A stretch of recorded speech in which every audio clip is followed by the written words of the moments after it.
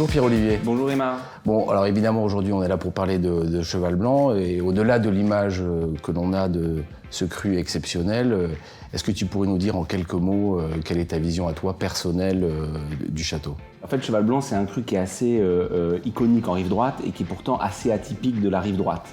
C'est un cru qu'on pourrait qualifier de particulier à deux titres. D'abord pour la nature de ses terroirs. On est plutôt assez connu à Saint-Émilion et pourtant on n'est pas sur le fameux plateau calcaire de Saint-Émilion. On est à distance du village de Saint-Émilion. On est à la jonction entre Pomerol et Saint-Émilion. Tout à fait, ouais. Et donc finalement les 39 hectares de Cheval Blanc sont sur un terroir qui est dans le prolongement du plateau de Pomerol, avec une assez grande diversité de sols. C'est une des grandes particularités de Cheval Blanc, c'est d'avoir une dizaine d'unités pédologiques différentes qui vont construire finalement la complexité du vin à travers l'assemblage. Donc cette hétérogénéité, cette mosaïque de terroir construit la typicité et l'identité de Cheval Blanc. Alors ce qui me frappe, moi particulièrement quand on visite la propriété avec vous, c'est ce côté simple, ludique, facile que vous avez de présenter les choses, notamment le temps qu'on passe dans les vignes. Est-ce que tu peux nous en dire un peu plus sur le sujet? Oui, je pense que comme tout vigneron, comme tout viticulteur, on a tout à fait conscience que faire un grand vin, ça commence au vignoble. Et ça commence, et quasiment ça se termine au vignoble. C'est-à-dire que notre boulot, c'est faire des très grands raisins. Donc c'est sûr qu'on a une vision très très viticole de notre travail. Donc oui, on fait les choses assez simplement parce que finalement, on se sent aussi une culture agricole, au-delà d'être vigneron. Et donc on est derrière nos parcelles et c'est à travers la multitude des gestes quotidiens qui se fait tout au long de la saison qu'on arrive à sortir un raisin de grande qualité à la fin. Oui, parce que l'objectif, bon, évidemment, reste toujours de faire le plus grand vin possible. On cherche à faire le vin le plus identitaire possible. Hein. Donc, Okay. bien avant de faire le meilleur vin de Bordeaux, on cherche à faire le meilleur Cheval Blanc possible. Et donc, cette notion d'identité, ce repli qu'on a, nous, sur l'identité de notre sol et l'identité de notre encépagement est quelque chose de majeur dans la vision de la propriété. Oui. Alors, on a pratiquement 60% de Cabernet Franc au vignoble. Et donc, ça donne à Cheval Blanc un style bien particulier, fait de délicatesse, de fraîcheur, de complexité, de précision. Et ça, c'est vraiment le Cabernet Franc qui nous l'apporte. On le voit vraiment quand on visite la propriété. Aujourd'hui, on se rend compte que Cheval Blanc, c'est certes un vignoble, mais pas que. Et il y a une forme de polyculture que vous avez installée ces dernières années, ou peut-être même un peu plus longtemps, hein, mais en tous les cas, vous en parlez beaucoup ces dernières années, qui, a priori, est quelque chose qu'on ne voit pas partout. Alors, c'est quelque chose qu'on voyait partout. Alors ça, c'est un point important. Moi, c'est un peu mon cheval de bataille, si j'ose dire. Les domaines viticoles sont nés depuis la nuit des temps dans un contexte de polyculture élevage. Hein. Ouais. Il n'y a que depuis quelques années que, de façon millimétrique, on essaye d'organiser l'agriculture française, et la viticulture n'y échappe pas, en spécialisant les différentes régions et en faisant et en organisant une monoculture quelque part. Et donc nous on pense que la monoculture c'est un des problèmes du XXe siècle. Hein. Et donc on a réorganisé depuis un certain nombre d'années au sein du Château Cheval Blanc un travail autour de la polyculture élevage.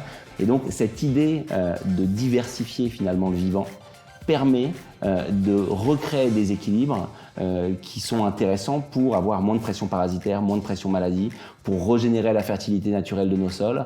Et donc vous avez regroupé l'ensemble de toutes ces techniques un peu innovantes dans un manifeste que vous avez publié récemment. Et est-ce que vous arrivez aujourd'hui à voir évidemment le résultat dans la bouteille, ou c'est quelque chose pour lequel vous travaillez pour le futur? Oui.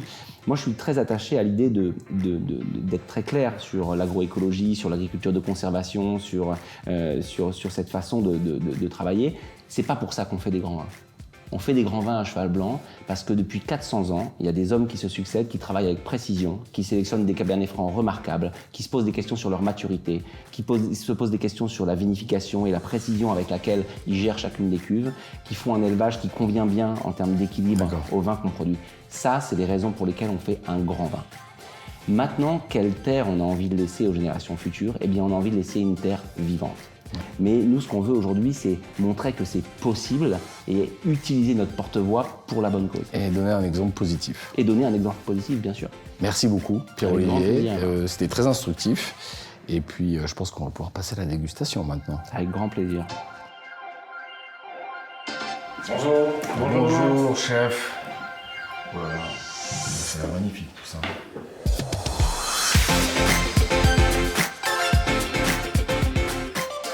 c'est ravioles de canard au vinaigre de framboise, escalope de foie gras, truffes, shiitake et asperges.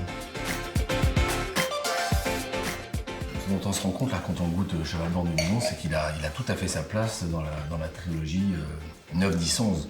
Alors, les vins sont évidemment différents, mais il n'a rien à envier au Grand Neuf et au Grand 10. Au Grand Neuf et au Grand 10. Hein, ouais, c'est évident. Alors, il est phénoménal. C'est vraiment, moi j'aime beaucoup amener 2011 parce que c'est un résumé de l'identité de Cheval Blanc. Hein. C'est un Cheval Blanc académique, hein. C'est-à-dire il a cette floralité, cette fraîcheur, cet éclat, cette bouche qui à l'attaque est très délicate, très timide, un vin qui accélère sur le milieu de bouche, en fait il donne du volume sur le milieu de bouche, et puis une finale interminable. Cheval Blanc c'est un vin profond, c'est un vin long. Et donc c'est une très belle manière de découvrir l'univers de Château Cheval Blanc. Bien sûr, on peut aller vers le très grand 9, le très grand 10, mais quelque part, en effet, 11, je te rejoins parfaitement, et en droite ligne avec ces deux grands millésimes. Et alors là, pour avoir évidemment goûté le plat d'Arthur, ça se marie particulièrement bien avec la diversité des saveurs, là, oui, puis le gras, le foie gras va bien enrober aussi la texture des tanins qui sont issus d'un millésime assez sauvère, et donc un tanin un peu ferme comme ça, et donc ça va très très bien avec le foie gras. Bon, un grand vin et un grand plat, ça marche souvent bien ensemble. Exactement.